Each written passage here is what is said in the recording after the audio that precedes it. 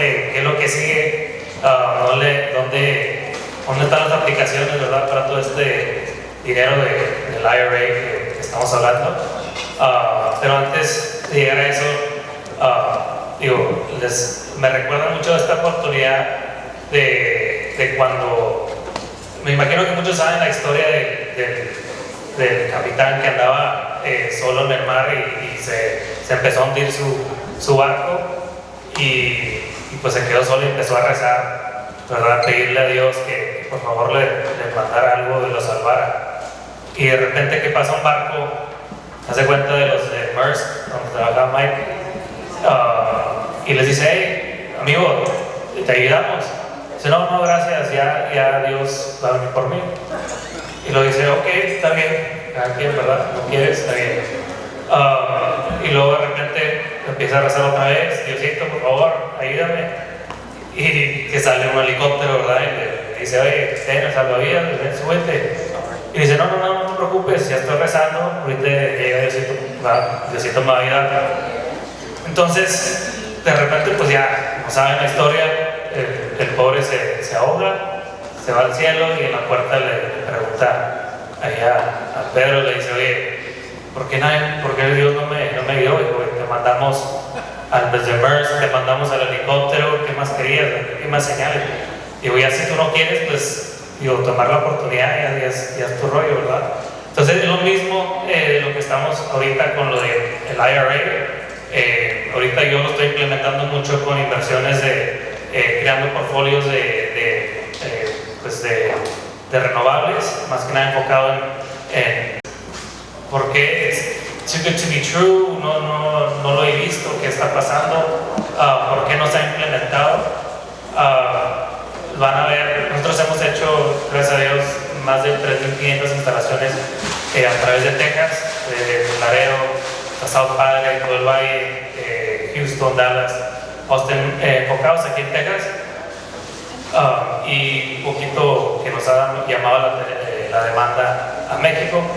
Pero pues yo les quiero decir un poquito de cómo funciona todo esto.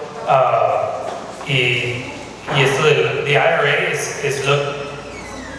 So you think Europe's ahead of the game, China's ahead of the game on the EV side, generation, on renewables, because of the implementation of the government's funding.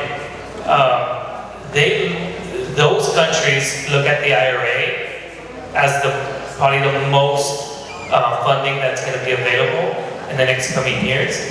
So just so you know, the IRA, if you haven't heard of it, it just happened in 2022, just got passed in 2022.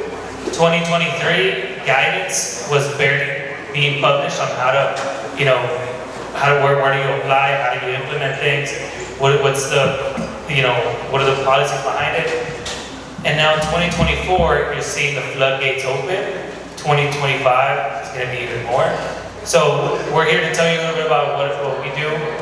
So that's the Inflation Reduction Act. I focus not just on this section, there's all the sections, but the one that you guys are going to probably want to look at is section 48 from the ITC, Investment Tax Credit. And I'll tell you a little bit how that works. Go to the next slide. So just, a little bit of, I won't bombard you with all this info. I'm more than happy to stay after this or, I'll make myself available. But just to give you an idea, you have a base credit for any type of renewable, and we can get into the specifics later, but in this case, let's talk about solar and storage systems, batteries. So you have 30% tax credit.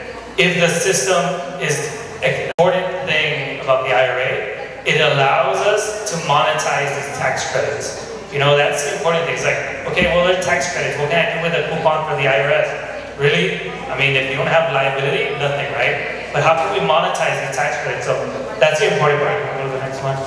I know I'm short on time, so I won't talk about depreciation. But aside from all these tax bonuses, the 70% that I just talked about almost, you get another like 15 or 20% depending on your tax bracket of additional tax credits on depreciation. So, I mean, you can almost fund your project for free almost. So, the ROI is pretty exciting. Next. So energy community tax credit bonus, look into that. It's part of the Department of Energy. We're registered with the Department of Energy for the deployment of these funds. And with the IRS, we have the registration, it's called CHIPS. We register the projects with CHIPS, and we get them the allocation number. That allocation number is really important for when you're getting cash in, right, for all these investments. There's a map for that. There's also a map for low-income bonuses. It's published on the Department of Energy. You guys can look it up there. So just to recap, I mean, you're looking at 30% base credit, 10% energy community bonus, 10% low-income bonus, 10% domestic content bonus, and then depreciation, right? Okay, it's not like, you know, where do I get the money? That's the key. It's like, okay, am I gonna have to pay all this up front and then wait for reimbursement for how many years? And then not all these bonuses, just to keep in mind, they're not automatic. You don't just, like I bought solar and I automatically fall onto all these.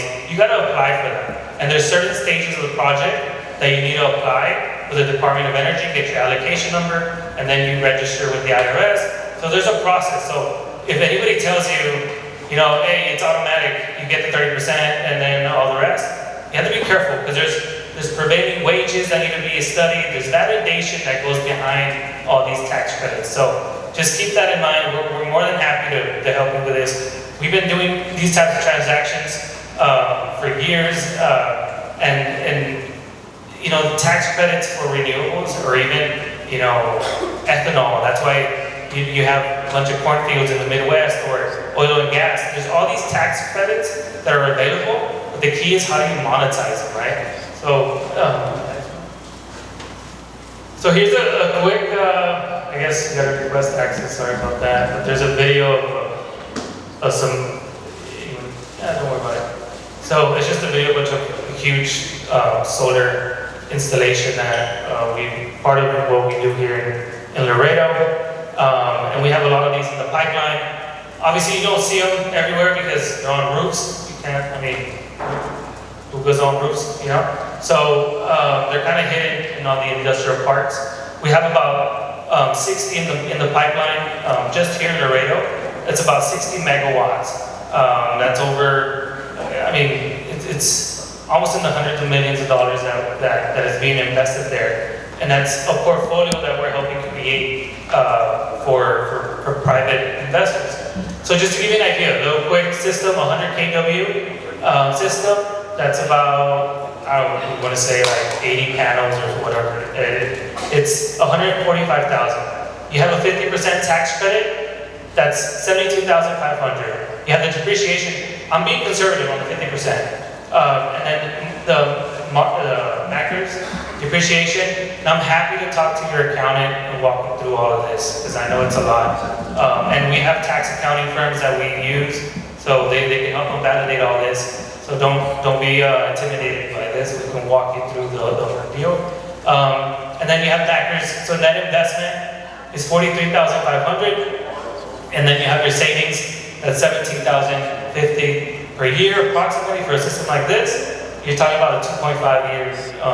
And then you're having the warranties are like for over 25 years. That's industry standard depending on the equipment that you use. So, I mean, you're talking about before the IRA, it was around, if you were like going cash and you were lucky, you get a return on investment like in, you know, maybe 9 years. I mean, this is pretty exciting.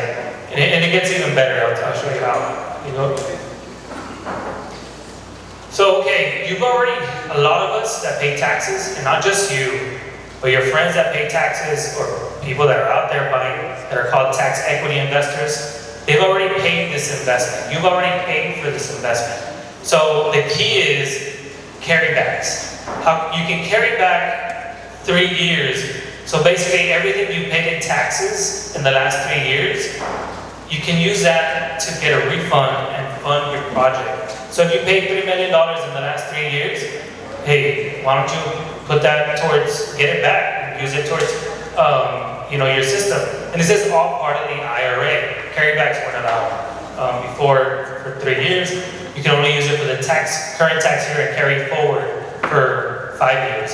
Now you can carry forward 22 years, which I don't know who would want to pay the taxes for the next 22 years, but I'm excited about the carrybacks. It's like, hey, I can get whatever I paid in the last 3 years back. I mean, that's good. So that's what happens for unused tax credits. And then it gets even better. So let's say I didn't pay taxes, right? Well, what do I do with my credits? You can transfer them. I can help you transfer them. There's an actual market that we've created for tax equity investing. We basically sell tax credits. That wasn't allowed before. You can buy tax credits. Now you can. It's called the transferability of credits, and it's in the IRS website. You can look it up. Section 6418. You can transfer your tax credits that you've earned for this investment. And you can say, ABC Logistics, how much did you pay in the last, 3 years? Oh, I paid, 100K. Here's my 100K coupon from the IRS. Pay me 80,000. You save 20%, right? You save 15%, whatever it may be that the discount may be.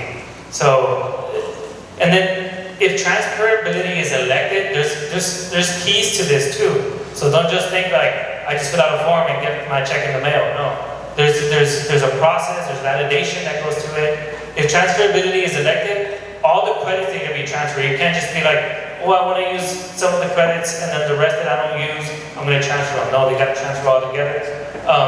You need allocation registration numbers from the Department of Energy and the IRS. So it's not like you can just, do it on your own. Need an elective pay transfer statement from an actual tax accounting firm. So we can help with all this. Don't worry about that. And then the next, even better for nonprofits, part of the IRA, is elective pay. Direct pay, meaning this, you do get a check in the mail. Going through all the processes of registering, Department of Energy, all of that, you got to go through the validation.